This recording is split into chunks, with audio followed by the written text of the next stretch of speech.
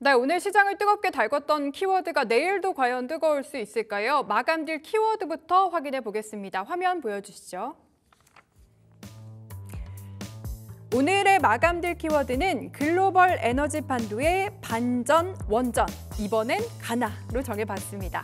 관련해서 자세한 얘기 나눠보도록 하겠습니다. KR 리서치의 김대준 대표 나오셨습니다. 대표님, 네. 안녕하십니까? 안녕하십니까? 네, 비 내리는 월요일 또 오후 함께 해주고 계신데요. 네. 최근에 시장이 네. 그동안의 바람, 햇빛 이런 재생에너지에서 다시 좀 원전으로 돌아오는 분위기더라고요. 네.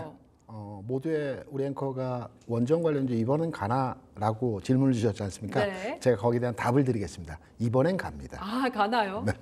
원전 관련주가 매매하기가 쉽지가 않습니다. 네. 왜냐하면 최근까지 원전 관련주 흐름을 보게 되면 강한 상승의 동반 흐름이 하루 이틀 나오고 나서 가격 조정과 기간 조정을 거쳐요. 아, 맞아요. 한 달 정도 가격의 조정은 한 15%, 기간의 조정은 한 달 정도 거치는 과정에서 올라가는가에서 사고 나면 네.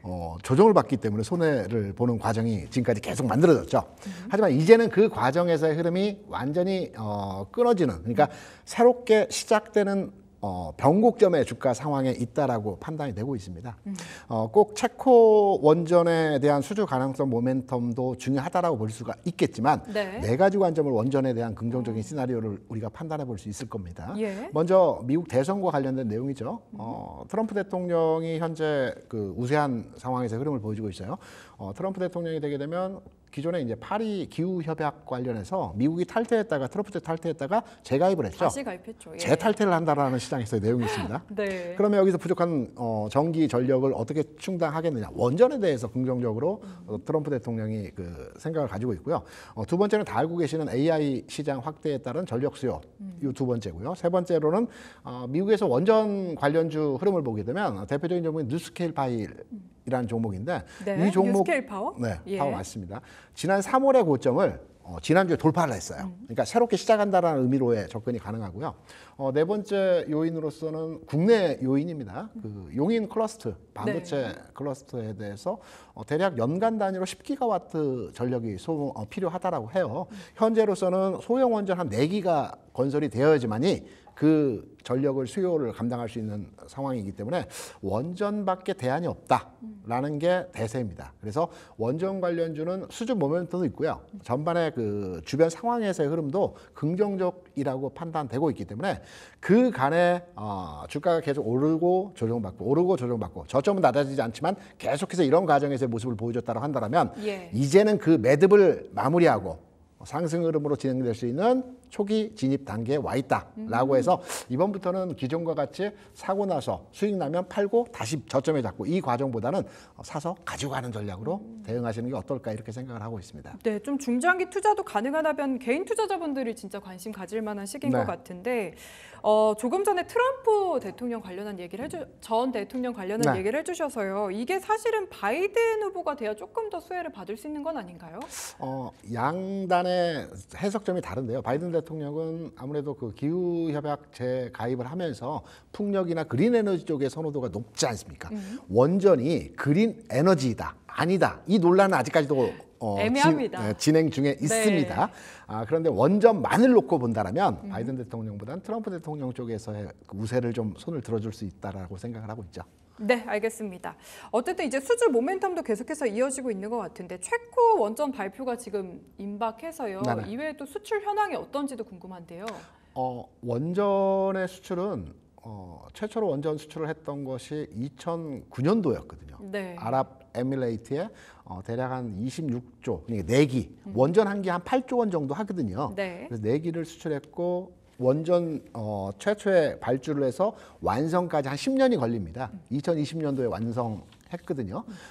첫 번째로의 아랍에미리트 원전 수출을 했었고요. 그 이후로는 원전 수출이 없었습니다. 네. 계속 노력을 했는데 실제적으로 원전 수출의 성과를 이룬 적은 없었는데 최근에 원전 수출에 대한 기대감들이 아주 높아지고 있죠. 체코뿐만 아니고 영국도 원전 수요가 지금 현재 있습니다. 네. 그리고 중동 쪽에 대략 한 20조 원 규모의 원전 수출 기대감을 가지고 있는 상황입니다. 이집트라든가 사우디에서 원전을 추가로 건설할 계획에 있기 때문에 체코 부분이 조금 안 좋은 결과치가 나온다 하더라도 일정 수준에서 주가 하락이 나올 수 있겠지만 이후에 또 수주 모멘텀들이 계속 진행 상황에서의 흐름이 있기 때문에 국내에서 원전 관련해서는 뭐 정책주의이기도 하지만 중장기적 측면에서도 긍정적으로 해당 업종의 흐름이 나타날 가능성이 아주 높다. 주가 흐름 측면에서도 네. 최근 연초부터 지금까지 뭐 크게 올라가지는 않았지만 빠지지 않았어요. 계속 가겠다라는 흐름에서의 모습을 보여주고 있는 모습이죠. 그래서 원전 관련주들은 수주 모멘텀 관련해서도 긍정적으로 시장에서 바라보는 관점에서의 섹터이다라는 점으로 해석할 수 있겠죠. 네. 그래도 이제 당장 관심이 많은 게 체코 원전이다 그렇죠. 보니까 지금 프랑스와 이파전이지 않습니까? 그렇죠. 네. 그럼 어떻게 전망하십니까? 기존에는 이제 미국이 전 세계적으로 원전 뭐 건설에 대해서는 가장 최강국입니다. 네. 미국이 빠지고 나서 프랑스하고 이제 아무래도 유럽 국가이기 때문에 프랑스에 조금 더 우세한 평가를 주는 점이 없지 않아 있습니다. 그런데 우리가 이제 과거에도 아랍에미리트 수주할 때도 마찬가지였습니다. 네. 그때도 미국하고 프랑스하고 그땐 독일이 또 참전했었는데 독일이 원전을 포기하면서 지금 독일이 빠졌거든요. 지금 우리 가격 경쟁력을 우위로 해서 가성비가 좋죠. 그렇죠. 가성비 기반으로 해서 지금 체코에 계속 그 타진을 하고 있는데 이번에는 프랑스보다는 우리가 물론 이제 결과는 나와봐야 알겠지만 제 개인적인 판단 하에서 생각을 해보게 되면 우리 쪽에서의 우위를 점하고 있다고 판단하고 있고요. 무엇보다 중요한 것은 이번 정부의 정책주의지 않습니까? 정책주라고 한다면 가시적인 성과를 내야 되겠죠. 네. 방사는 가시적인 성과를 지금 내고 있지 않습니까? 그래서 주가 모멘텀도 만들어졌고요. 그렇다면 원전에 대해서도 가시적인 성과를 내야 된다라고 한다면 정부에서도 적극적으로 이 체코 수주에 대해서 아주 유리한 상황이기 때문에 네. 지금 진행하고 있는 것으로 알고 있고요. 이런 내용을 기반으로 해서 성과 측면에서는 좀 가능성이 높다.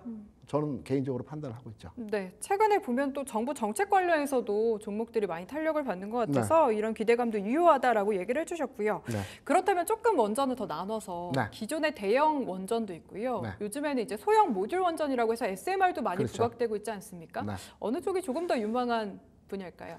우리 국가, 우리나라 기준으로 해서 판단을 해보게 되면 우리나라가 이제 원전 기술과 관련해서는 세계 4대 국가 안에 들어갑니다. 미국, 일본, 프랑스, 독일은 이제 제외시키고요. 그다음에 한국입니다. 네. 그런데 이제 4개 국가 중에서 지금 기술력이나 어떤 그 원전을 짓고 뭐 폐기하고 이런 과정에서는 4위에 머물러 있어요. 안타깝지만. 네. 근데 소형 원전 모듈 관련해서는 우리나라가 최강국입니다. 1등인가요? 네, 그렇습니다. 소형 SMR 시장 같은 경우는 아직 그 시장에서 그 상용화되지는 않았어요. 우리가 이제 SMR 하면은 이렇게 생각하시면 됩니다. 핵 잠수함 있죠. 네. 핵 잠수함에 내재되어 있는 게 SMR입니다. 아주 작은 거고요. 네. 이걸 좀 더 키워서 우리가 이제 필요한 전력이 필요한 부분마다 설치할 수 있어요. 그럼 훨씬 짧게 걸리겠네요. 기간도 짧고요. 네. 이제 규모, 그러니까 원자력 발전소 혹시 가보셨는지 모르겠지만 규모가 어마어마합니다. 맞습니다. 예. 그런데 소형 원전 같은 경우는 3분의 1 규모이거든요. 전력 생산이 대형 원전 대비해서 3분의 1 정도 됩니다. 반면에 규모는 100분의 1입니다. 그러니까 굉장히 작죠. 공간 효율성이 굉장히 높고요.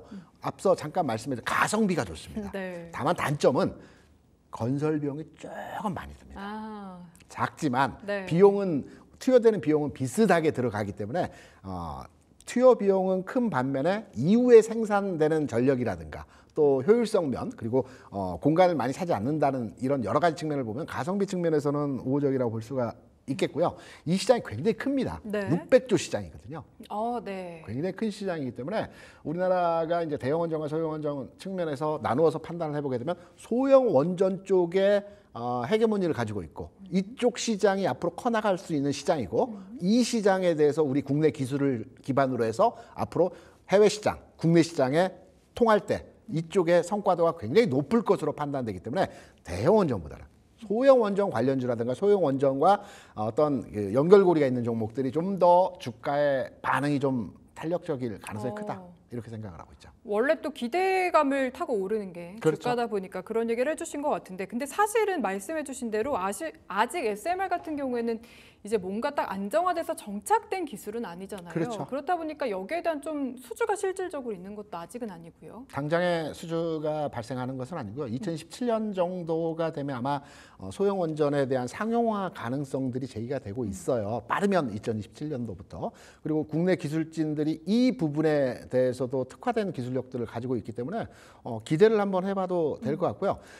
지금 국내 주식시장 내에서 소형 원전과 관련해서 딱히 이 종목이 소형 원전과 완전한 밀착된 관계도의 내용을 가지고 있다는 기업은 아직은 없습니다. 네. 특히 이제 한전기술을 비롯해서 정부 정책 차원에서 연구 개발을 하고 있는 상황이라고 볼 수 있기 때문에 앞으로 우리가 개척해내야 되고 또 찾아가야 되는 과정이라고 생각을 하고 있습니다. 네, 그러면은 저희가 좀 SMR 관련된 이야기 해봤고요. 원전 내에 그러면은 이제 특히나 어느 종목들 좀 보고 계신지도 궁금하거든요. 오늘 같은 경우는 우리 기술이 굉장히 강하죠. 근데 그렇죠. 저는 개인적으로 원전하면 네. 원픽으로 해서 두산 에너빌리티를 판단을 하고 있습니다. 덩치도 크고. 관점이 좀 다릅니다. 네. 우리 앵커는 이제 전 세계에 원전이 몇 기 정도 있을 것 같습니까? 몇 기? 네. 글쎄요. 한 3,000개? 400기가 있습니다. 아이고, 운용되고 너무 있는 안 맞았네요. 운용되고 있는 원전이 네. 400기에서 450기 정도가 운용이 되고 있어요, 현재. 예. 그러면 중요한 제가 질문 하나 더 드릴게요. 네. 그러면 원전이 운용이 되다가 폐쇄가 된다고 하죠. 가동 중단이라고 많이 얘기를 하지 않습니까? 네. 가동 중단된 원전이 몇 기나 될까요? 그 상당히 많을 것 같은데요. 네, 유럽에도 많고, 많습니다. 우리나라도 지금 많죠. 그렇고. 네. 또 찍어보도록 하겠습니다. 200개? 오, 정답입니다. 다행입니다. 정확하십니다. 네. 그러니까 가동 중인 원전이 한 450기 정도 되고요. 예. 가동 중단된 원전이 한 200기 정도 됩니다. 지금 건설 중인 원전이 한 50기 정도 됩니다. 그러면 가동 중단된 원전에 대해서 우리가 해체를 해야 되겠죠. 왜냐하면 계속 그 상태로 놔뒀다가는 거기서 발생되는 여러 가지 물질들이 있기 네. 때문에 해체를 해야 돼요. 해체 시장도 굉장히 큰 시장이거든요. 그렇죠. 국내에서는 해체와 관련돼서 유일하게 기술을 가지고 있는 회사가 두산 에너빌리티입니다. 전 세계적으로 가장 강한 나라는 프랑스, 독일이고요. 미국도 강하지만 우리는 이 시장에 아직까지 뛰어들지 못했었는데 해체와 관련된 산업에 대해서 두산 에너빌리티가 가장 강점을 가지고 있다는 측면. 저는 이 부분이 원전 관련주 하면 이제 원전을 짓고 네. 여기에 기자재를 납품하고 이런 회사들을 많이 관심을 가져요. 그런데 저는 해체와 관련된 종목에 좀 더 관심을 가져야 된다고 볼 수 있겠고요. 네. 그리고 원전 관련주들이 만약에 수주를 한다라고 한다면 어떤 주가 반응이 있었을까라는 것을 과거 UAE 아랍에미리트 수주했을 때 주가 상황을 우리가 한번 들여다보겠습니다. 예. 그 당시에 두산 에너빌리티가 그때 얘기는 2005년도부터 계속 얘기가 있다가 2009년도에 확정된 수주를 했거든요. 2만 원에서 14만 원까지 주가가 올랐어요. 네. 이 당시에 대우건설이 참여한다는 얘기로 대우건설도 주가가 굉장히 크게 올랐고요. 이런 맥락에서 본다면 이번 체코 원전 수주와 관련돼서 만약에 수주가 확정된다면 네. 주가의 반응도는 여기서부터 시작인 거죠. 그래서 두산 에너빌리티를 저는 원픽으로 이제 생각을 하고 있고요. 이제 가격 전략이 중요합니다. 왜냐하면 네. 수주가 됐을 때와 수주가 안 됐을 때의 가격 상황이 극명하게 달라야죠. 진행이 되겠죠. 예. 하지만 전체적으로 시장 환경은 좋다. 요 내용을 가지고 이제 판단을 하시면 될 것 같고요. 일단 진입은 현재 가격에서 약간 조정받은 25,000원. 오늘 21,000원 내외에서 마감됐죠. 21,000원 마감했습니다. 네, 그러면 25,000원이면 한 1, 2% 마이너스 났을 때 내일장 오늘 상승치에 대한 출렁임이 있을 수 있겠죠. 네. 25,000원 정도에 진입을 하시고요. 목표가는 1차로 3만 원까지 바라볼 수 있습니다. 여기에 이제 수주 추가 얘기가 나오면 더 가겠죠. 네. 3만 원까지 목표가를 보시고요. 손절가가 굉장히 중요합니다. 왜냐하면 수주가 안 됐을 때의 상황도 있기 때문에 안 됐을 때는 내려갔다가 다시 올라갈 수 있거든요. 그러면 손절하고 다시 저점에 사는 게 필요하다고 볼 수 있습니다. 그래서 손절가는 제가 판단할 때 19,000원 정도 네. 판단해서 손절은 짧게 수익은 크게 가져가는 측면에서의 두산 에너빌리티 현 시점에서의 추세가 만들어지고 있다는 측면에서 관심을 가져볼 만한 지점에서의 원전 관련주입니다. 네. 그러면은 다른 종목들도 역시 체코 원전이 만약에 성사가 안 됐다면은 단기적으로는 좀 팔고 다시 들어가는 전략. 그렇죠. 유효하다. 환경은 좋습니다. 예. 그렇기 때문에 주가가 충격파에 의해서 주가 하락이 나오겠지만 하락 이후에 다시 재상승이 나오겠죠. 시간을 약간 두고 나서.